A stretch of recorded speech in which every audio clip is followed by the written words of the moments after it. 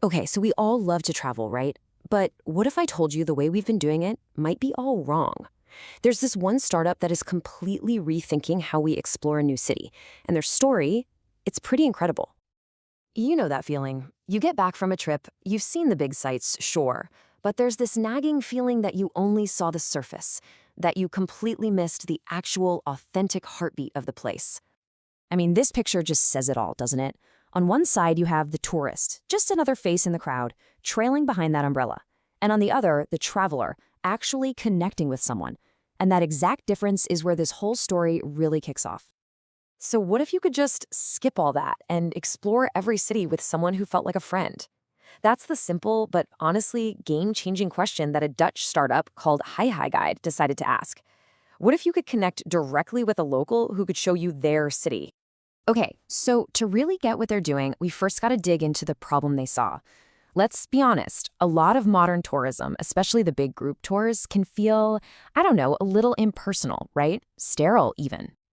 The company's founder, Hubert Niche, he put it perfectly. He saw these massive tour groups where people were physically there, but they weren't really there. They weren't engaged, they weren't listening. And that was the exact experience he was determined to fix. And this whole thing didn't come from some fancy brainstorming session in a boardroom. Nope, it came from a pretty frustrating personal experience, all the way over on the other side of the world. So here's how it all went down. Hubert was a salesman, and he had a ton of vacation time, like 40 days a year. So he's on a trip to Bali, he books a private guide, and it's just awful. Way overpriced, a total letdown. And the worst part? He couldn't even leave a review to warn other people because he booked it offline, on the street. And that's when the light bulb went off. There has to be a better, more transparent way to do this online. But listen, having a brilliant idea is one thing. Actually trying to build a global tech platform when you don't know the first thing about code, well, that is a whole different ballgame. This is what people in the startup world call the founder's dilemma. Hubert was a sales guy, right? He could sell anything. But building the actual platform, he had no idea where to even start. It's a massive hurdle that trips up so many would-be entrepreneurs. And looking at this timeline, it's pretty clear this was no overnight success. He actually registered the company way back in 2014.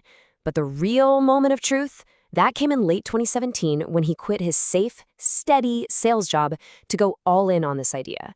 And by May 2018, boom, the marketplace was officially live. So, okay, the platform's live. Now what? They're up against these massive travel giants. So they couldn't just throw money at the problem. They had to be smarter. I mean, seriously, think about this. The private tour market is worth something like $10 billion. How on earth does a tiny startup with basically no money even begin to make a dent in that? Well, the answer is you get really, really creative. Hubert actually revealed that for a long time, they'd only invested, get this, about 45,000 euros. That's it, for everything. For building the tech, getting guides, finding customers, they had to be incredibly scrappy. So instead of playing the Goliath game, pouring tons of cash into Google ads and big marketing agencies, they went for a totally different playbook. It was all about Instagram, word of mouth, and a really clever type of partnership. And this right here was their secret sauce. They didn't chase the mega influencers with millions of followers. No way. They targeted micro-influencers. People with just a couple thousand followers, but who have a super tight-knit, trusting community. They'd give them a unique link to put in their bio, and then, and this is the key, they gave them a huge 50% slice of the company's commission on every single booking. It was a total win-win. Okay, so how does the money actually work? It's actually genius in its simplicity. So, a local guide decides their own rate. Let's say it's 20 euros an hour. Hih High Guide adds its commission right on top, so the customer sees a price of 25 euros. That means the platform makes 5 euros, which is a 20% cut of the total price. It's super transparent for both the guide and the traveler. But this story is bigger than just one startup. It really tells us something important about a massive shift in how we all want to travel. Hubert himself nailed it.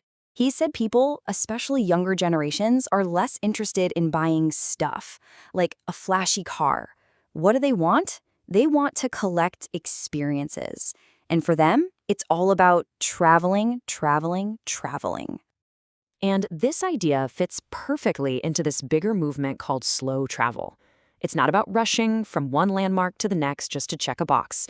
It's the exact opposite. It's about slowing down, making real connections with local people, with the food, the culture. It's about letting a trip actually change you. And really, that's the whole philosophy in a nutshell. As Hubert says, it's about getting in touch with each other, learning constantly. Travel becomes less about sightseeing and more about, well, people seeing. So when you boil it all down, what's the big takeaway? It's this simple but profound idea. Travel isn't really about where you go. It's about who you meet. Which kind of leaves us with one last question to think about. The world of travel is clearly changing. It's becoming more personal, more connected. So are we changing with it?